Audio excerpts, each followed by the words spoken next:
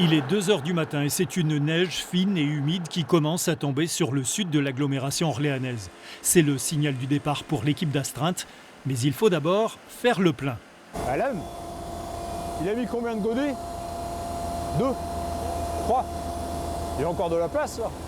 Dans la saleuse, ce sont 5 à 6 tonnes de chlorure de sodium, du sel de déneigement qui sont chargés.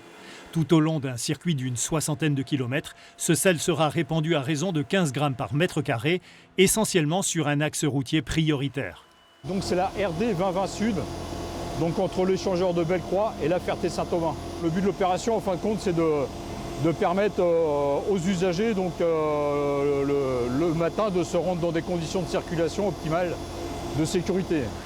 Ce matin, ce sont même 2 rotations que vont effectuer cette équipe. La météo est finalement moins alarmante que prévu. Alors les saleuses vont aussi traiter une partie du réseau D2, des routes dites secondaires et menant à des villages de la périphérie d'Orléans. Pendant cette opération, un patrouilleur parcourt l'ensemble du secteur à plusieurs reprises afin d'anticiper toute évolution défavorable. C'est vrai qu'on s'attendait à avoir un épisode plus important, mais les températures restant proches de zéro, donc on peut avoir un phénomène qui s'intensifie. Et donc on reste vigilant sur ces points. Tout ce dispositif est coordonné ici au service des routes du département du Loiret.